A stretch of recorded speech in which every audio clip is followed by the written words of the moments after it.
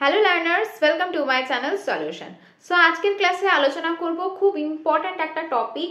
সিটেটের জন্য তোমাদের 21শে জানুয়ারি 2024 সিটেট অনুষ্ঠিত হতে চলেছে। তো প্রত্যেককেই বলবো আমি তোমাদের আজ থেকে সিটেটের জন্য এই জাস্ট কয়েকটা দিন কিছু ইম্পর্টেন্ট টপিকস প্রিভিয়াস ইয়ার দেখে আমার যেগুলো মনে হয়েছে যেগুলো খুব ইম্পর্টেন্ট টপিক তোমাদের পরীক্ষায় একেবারে আসতেই পারে, পেডাগোগি থেকে, সাইকোলজি থেকে, ইংলিশ পেডাগোগি থেকে। তো সেই ধরনের কিছু টপিকস আমি তোমাদের সাথে করব।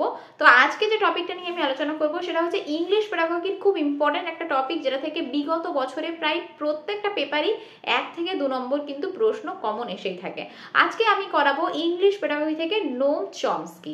ওকে, চলো তাহলে শুরু করে দিই আজকে আমাদের ক্লাস। আর প্রত্যেককেই বলবো যদি ভিডিওটা ভালো লেগে থাকে তাহলে লাইক, শেয়ার, সাবস্ক্রাইব করতে কিন্তু অবশ্যই ভুলবে না। দেখো, প্রথমেই আমরা নোম চমস্কি সম্পর্কে জানবো। তার আগে বলি ইনি একজন আমেরিকান ফিলোসফার ছিলেন। শুধু ফিলোসফার বলবো না, ইনি একজন সায়েন্টিস্ট ছিলেন এবং তার সঙ্গে কিন্তু লিঙ্গুইস্টিকও ছিলেন। তো লিঙ্গুইস্টিক মানে কি? ভাষা তত্ত্ববিদ। দেখো, ল্যাঙ্গুয়েজ সম্পর্কে পড়বো, ভাষা সম্পর্কে পড়বো, কিন্তু চমস্কির নাম জানবো না, এটা কিন্তু কখনো হতেই পারে না। কেননা এনার গবেষণা ছাড়া আমরা বলতেই পারি না আমাদের ল্যাঙ্গুয়েজ পড়াটা সার্থক হয়েছে। দেখো, প্রথমেই আমি বলি তোমাদের চমস্কি সম্পর্কে পড়ার আগে আমাদের স্কিনার সম্পর্কে জানতে হবে। স্কিনার একটা শিশু সম্পর্কে কি বলেছিলেন, দেখো এখানে প্রত্যেকটা পয়েন্ট আমি সুন্দর করে তোমাদের লিখে দিয়েছি। তার আগে বলি তোমাদের ফাদার অফ মডার্ন লিঙ্গুইস্টিক্স কাকে বলা হয় না, চমস্কিকে কিন্তু বলা হয় ফাদার অফ মডার্ন লিঙ্গুইস্টিক্স। প্রশ্ন সেভাবে দেয় না, কিন্তু পরীক্ষায় আসতেই পারে, তোমাদের ইম্পর্টেন্ট জেনে রাখো যে ফাদার অফ মডার্ন লিঙ্গুইস্টিক্স আমরা কাকে বলে থাকি, চমস্কিকে বলে থাকি। ইনি এক্সপেরিমেন্ট করেছিলেন শিম্পাঞ্জির উপরে। তো এক্সপেরিমেন্টটা তোমাদের সাথে পরে শেয়ার করছি, আগে আমি তোমাদের স্কিনার সম্পর্কে বলি যে স্কিনার চাইল্ড সম্পর্কে কি বলেছিলেন। তো স্কিনার কি বলেছিলেন না, একটা বাচ্চা হচ্ছে এমটি ভেসেল। এমটি ভেসেল মানে কি? খালি পাত্র। তোমাদের আমি যখন শিশু কেন্দ্রিক শিক্ষা পড়াচ্ছিলাম তখন তোমাদের বলেছিলাম যে একজন টিচার কি না জ্ঞানে ভর্তি একটা কলস বলতে পারো। তো তিনি তার যে পূর্ণ পাত্র রয়েছে সেই পূর্ণ পাত্র থেকে কি করছেন, খালি পাত্রের মধ্যে জ্ঞান দান করছেন। ঠিক আছে, তো চাইল্ডকে কি বলা হয়, এমটি ভেসেল বলা হচ্ছেন। কে বলেছেন? স্কিনার বলেছেন। বা তোমরা লকের যে ধারণা তার সঙ্গে ওরা কানেক্ট করতে পারো। লক কি বলেছিলেন, একটা শিশুর মন হচ্ছে সাদা পাতার মতো বা ট্যাবুলা রাসা, এরকম কিন্তু এনাদের মতামত ছিল। এবং তারা কি বলেন, স্কিনার কি বলেছিলেন যে একটা বাচ্চা কিন্তু রিইনফোর্সমেন্টের মাধ্যমে শিখবে, অর্থাৎ তাকে কি উদ্দীপক দেয়া হবে। উদ্দীপকের মাধ্যমে যে আরএস, তার যে রেসপন্স এবং স্টিমুলাস, এর মাধ্যমে কিন্তু বাচ্চারা শিখে থাকে এবং সে শিখবে। এবং সে কিসের মাধ্যমে আরো শিখবে? সে ইমিটেশনের মাধ্যমে শিখবে, সে অনুকরণ করতে করতেই শিখবে। তো এই হচ্ছে বেসিক্যালি স্কিনারের 3টে থট ছিল। কি কি আরেকবার বলে দিই, তিনি বাচ্চাদেরকে কি বলেছিলেন, এমটি ভেসেল বলেছিলেন, এবং বাচ্চারা কি রিইনফোর্সমেন্টের মাধ্যমে শিখবে এবং তার সঙ্গে তারা ইমিটেশন, তারা নকল করে শিখবে। কিন্তু এই যে ধারণা, এই ধারণাকে সম্পূর্ণভাবে ক্রিটিসাইজ কে করেছিলেন? চমস্কি ক্রিটিসাইজ করেছিলেন। তো তিনি কি বলেছিলেন চলো আমরা দেখে নিই। বেসিক্যালি এবার আমরা চমস্কির যে কনসেপ্ট লিঙ্গুইস্টিক সম্পর্কে, ভাষাতত্ত্ব সম্পর্কে, সেটা নিয়ে আলোচনা করব। দেখো, প্রথমেই বলি চমস্কি কি বলেছিলেন যে প্রত্যেকের মধ্যেই, কথাটা তোমার কাছে আমার কাছে হয়তো তোমরা প্রত্যেকেই শুনেছো যে ইননেট এবিলিটি, চাইল্ডদের মধ্যে কিন্তু ইননেট এবিলিটি থাকে, কিছু করার ক্ষমতা থাকে।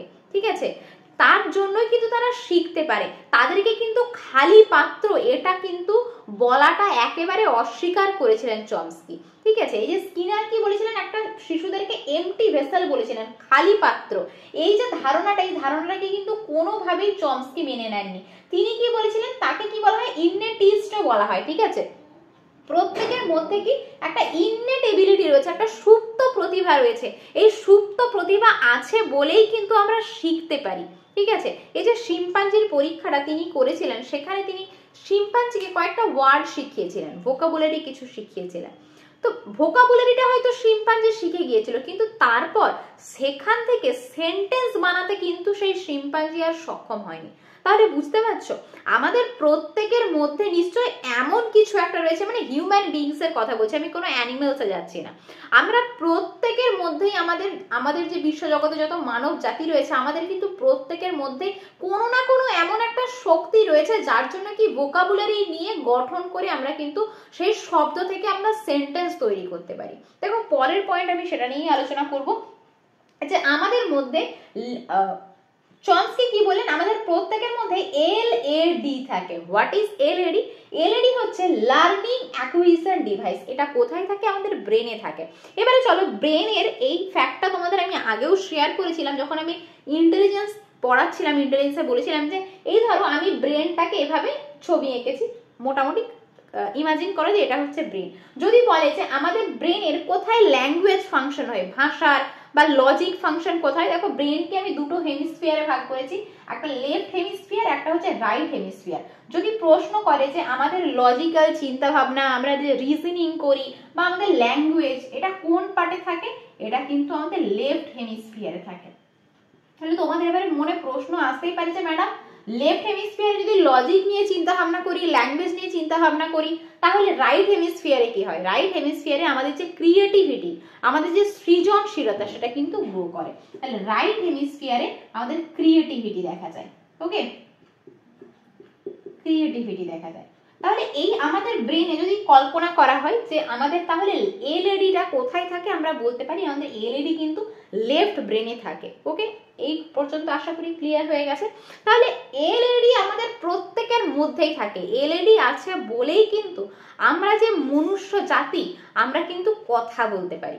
আমাদের যে ভাষা, আমাদের ভাষার মাধ্যমে আমাদের যে মনের ভাব, সেই মনের ভাবটাকে কিন্তু আমরা প্রকাশ করতে পারি। এটা কে বলেছেন? এটা কিন্তু চমস্কি বলেছেন। আর কি বলেছেন? আমরা ইউনিভার্সাল গ্রামারের একটা কনসেপ্ট দিয়েছেন। ইউনিভার্সাল গ্রামার কি? এটাকে শর্ট ফর্মে আমরা ইউজি বলতে পারি, ইউজি বলতে পারি। সো হোয়াট ইজ ইউজি বা ইউনিভার্সাল গ্রামার? দেখো ইউনিভার্সাল গ্রামারের কয়েকটা পয়েন্ট আমি তোমাদের লিখে দিয়েছি যে আমাদের প্রত্যেকের মধ্যেই কিন্তু বেসিক গ্রামারের একটা নলেজ থাকে। বেসিক গ্রামারের নলেজ মানে কি?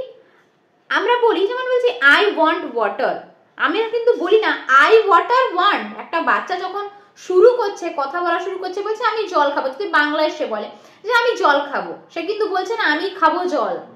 আমি বাড়ি যাব বা আমি মায়ের কাছে যাব, সে কিন্তু জানে যে তাকে হয়তো গ্রামারের যে রুলসটা সেটা হয়তো শেখানো হয়নি, তাকে কিন্তু বলা হয়নি যে ক্রিয়াটা মাঝে আসবে না কি ক্রিয়াটা শেষে আসবে। সে কিন্তু তার এমন একটা ইননেট এবিলিটি থাকে যার মাধ্যমে সে কিন্তু শিখতে পেরে যায়। ঠিক আছে, তো এটাই বলা হচ্ছে যে ইউনিভার্সাল গ্রামারের মধ্যে আমাদের কিন্তু প্রত্যেকেরই বেসিক যে গ্রামারের রুলস একটা ছোট শিশুর মধ্যে কিন্তু থাকে। যেমন সে কিন্তু, তাকে শুধু ভোকাবুলারিটা দেওয়া দরকার, তাকে ভোকাবুলারি শেখাতে হবে। ভোকাবুলারি সে যখন একবার পেয়ে যাবে, সে কিন্তু সেখান থেকে সেন্টেন্স গঠন করা শুরু করবে এবং সেগুলোকে এবারে সে তার বিভিন্ন মাধ্যমে সে তার প্রয়োগ করতে থাকবে। ওকে, সো বেসিক গ্রামার সম্পর্কে আশা করি তোমাদের কনসেপ্ট ক্লিয়ার হয়েছে। আর একটা জিনিস বলেনি, ইউনিভার্সাল গ্রামারের মধ্যেই বলতে গিয়ে, ইউজির মধ্যে বলতে গিয়ে চমস্কি কি বলেন না, all grammar has same structure. গ্রামারের সেম স্ট্রাকচার তোমাদের মনে হতে পারে যে ম্যাডাম প্রত্যেকটা গ্রামারের কি করে সেম স্ট্রাকচার হবে? ইংলিশে তো আমরা বলি সাবজেক্ট ভার্ব অবজেক্ট, এসভিও ফর্ম বলি, কিন্তু বাংলায় তো এটা হয় না, বাংলায় তো কর্তা কর্ম ক্রিয়া হয়। তাহলে কি করে হলো একই রকম? কিন্তু দেখো কিছু কিছু জিনিস, যেমন আমি বলছি নাউন, দেখো নাউন মানে কি? বাংলায় যদি আমি বলি বিশেষ্য পদ, তাহলে নাউন, ধরো আমি কয়েকটা জিনিস বলছি, আমি বলছি ব্ল্যাকবোর্ড, আমি বলছি পেন, আমি বলছি ওয়াটার বটল। সো এগুলো কি? এগুলো তো নাউন। এগুলো বাংলায় যদি আমি বলি নাউন, আর সরি বাংলায় যদি আমি বলি বিশেষ্য পদ, ইংরেজিতে বলি নাউন, কিন্তু সেন্সটা তো একই থাকছে। অর্থাৎ আমি কিছু ডুইং ওয়ার্ডের কথা বলছি বা ভার্বের কথা বলছি। ভার্ব মানে কি? কোনো একটা কাজ করা।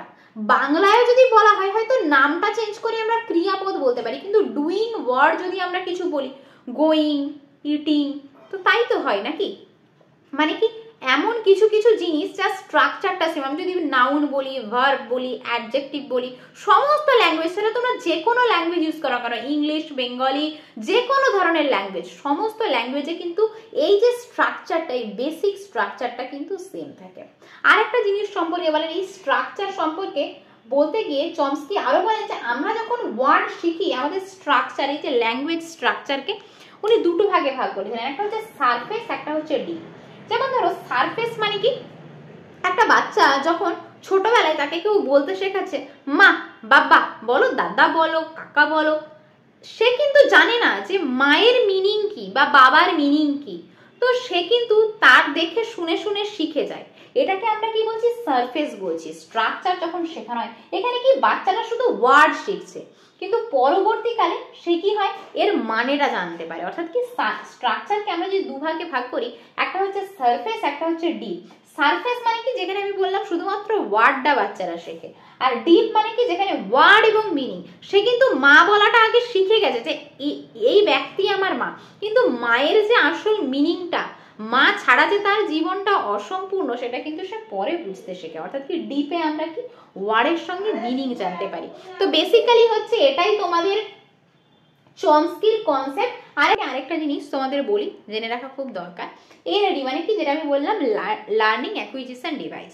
তো এই লার্নিং বলো বা অ্যাকুইজিশন ডিভাইস বলো, বা কোথাও দেখবে তোমাদের এলএলডি থাকে, ল্যাঙ্গুয়েজ লার্নিং ডিভাইস, যেটাই বলো না কেন, এই এলএডি কিন্তু 5 বছরের পর থেকে আস্তে আস্তে উইক হতে শুরু করে। মানে প্রথমে তার যে স্পিডটা, এলএডি স্পিডটা কিন্তু খুব ফাস্ট হয়, তারপরে আস্তে আস্তে কিন্তু স্লো হয়ে যায়। স্লো ডাউনটা বা ডাউনফলটা কত বছরের পর থেকে শুরু হয়, আফটার 5 ইয়ার্স, 5 বছরের পর থেকে কিন্তু মানে আস্তে আস্তে স্লো হয়ে যায়, স্লো ডাউন হয়ে যায়।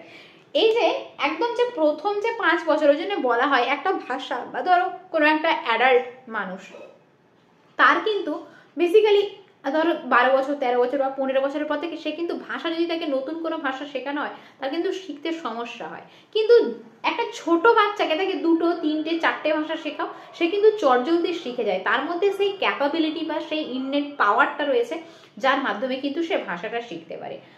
ওকে, সো বেসিক্যালি আমাদের যেটা প্রশ্ন দিতে পারে পরীক্ষায়, যে এলএডি কিন্তু উইক হয়ে যায় 5 বছরের পর থেকে। তো এই হচ্ছে তোমাদের বেসিক কিছু ইনফরমেশন। আরেকবার চলো আমি তোমাদের রিক্যাপ দিয়ে দিই কি কি পড়লাম আজকের ক্লাসে।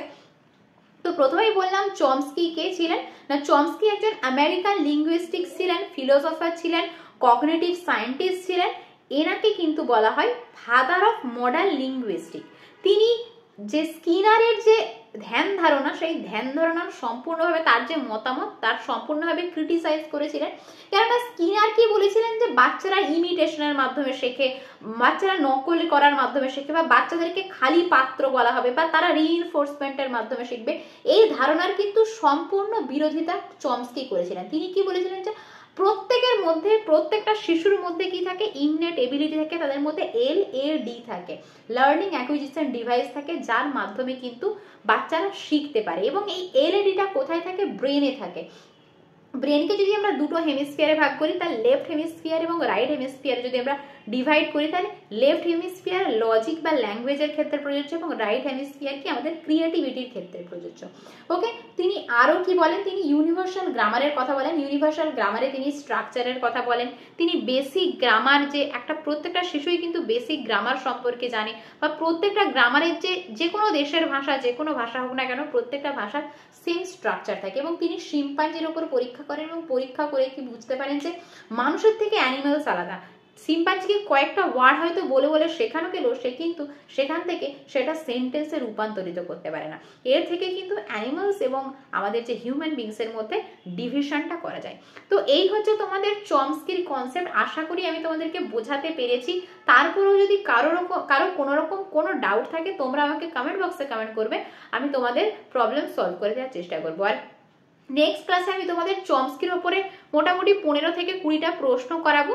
তো তোমরা আমার চ্যানেলে চোখ রেখো, এবং ভিডিওটা ভালো লাগলে অবশ্যই লাইক, শেয়ার, সাবস্ক্রাইব করো। আবারও বলছি যে তোমাদের সিটেটের জন্য যেগুলো খুব ইম্পর্টেন্ট টপিক, আমি সেগুলোই তোমাদের করাবো, যেগুলো বিগত বছরে প্রায়শই পরীক্ষায় দেয়। রেগুলার তোমাদের এমসিকিউ প্র্যাকটিস করাবো। আর আমার টেলিগ্রাম চ্যানেল সলিউশনে তোমরা প্রত্যেকেই জুড়ে যাও। সলিউশনে আজ থেকে তোমাদের শুরু হচ্ছে সিটেটের জন্য পোল টেস্ট, মক টেস্ট আমি সেখানে নেব। পরীক্ষার আগে 2 থেকে 3টে মক টেস্ট আমি তোমাদের মিনি মক টেস্ট যেরকম নিয়ে থাকি সেরকম নেওয়ার চেষ্টা করব। আজকের মতো এই পর্যন্তই। প্রত্যেককেই বলবো ভালো থেকো, সুস্থ থেকো, মন দিয়ে পড়াশোনা করতে থেকো, এবং আমার চ্যানেলে অবশ্যই চোখ রেখো। Thanks for watching.